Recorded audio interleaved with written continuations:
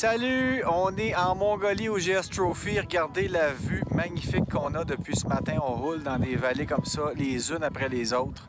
On est arrêté chez des Mongols, visiter leur tente. Ils nous ont laissé rentrer, ils nous ont offert des sucreries. Donc c'est vraiment une aventure bien tripante.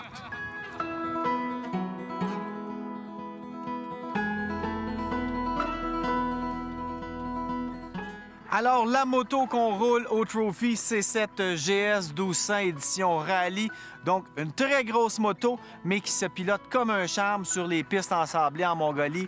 On peut pratiquement rouler partout avec ça. C'est vraiment une moto avec des suspensions très développées, un pilotage facile, une belle position de conduite. C'est confortable pour faire aussi les connexions entre les pistes ensablées.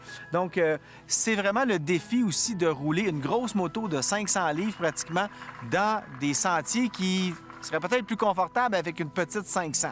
Donc, vraiment une moto complète et chaque participant a son nom sur l'aile avant, son groupe sanguin. Oui, ça fait peur un peu quand on doit donner son groupe sanguin et on le met là, mais il y a des blessures, évidemment.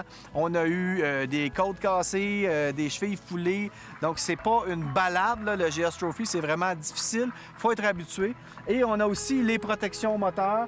Et chaque participant avait son numéro et son nom sur la moto. Et ces plaques-là, de même que le pare-brise, les participants les ramènent à la maison pour avoir un souvenir du GS Trophy.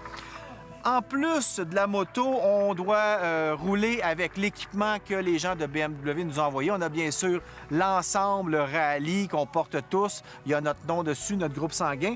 Et ça venait aussi avec un collier cervical Léat. Donc, on est obligé de porter ça. Il y en a qui aiment ça, il y en a qui n'aiment pas ça. Moi, je n'étais pas un fan, mais je n'avais pas essayé la nouvelle version qui est vraiment complètement différente de ce que j'avais essayé il y a plusieurs années. Ça vient très confortable. On le sent pratiquement plus. Donc, le matin, on se lève, on met notre ensemble, on met notre collier, notre casque et on part.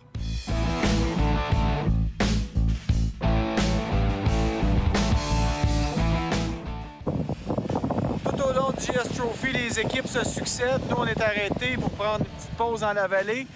Il y a d'autres équipes qui continuent.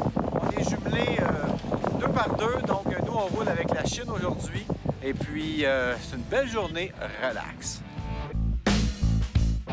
Donc, en Mongolie, qu'est-ce qu'on retrouve? Tout simplement une panoplie de terrains complètement différents du Québec. On a d'abord beaucoup de sable. Il y en a partout, de toutes les épaisseurs. On a des sentiers comme on retrouve au Québec avec un petit peu de sable, mais on a aussi du gros sable profond, comme on ne retrouve pas chez nous souvent.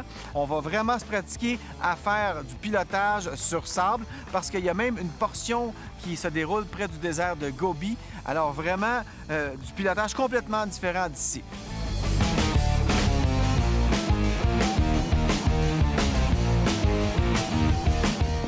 C'est la fin d'une autre journée au GS Trophy en Mongolie.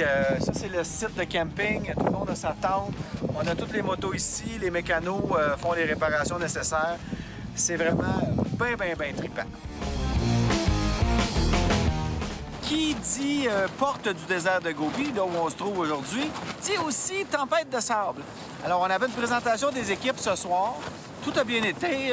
Le party commençait à lever, mais la tempête de sable s'est levée aussi.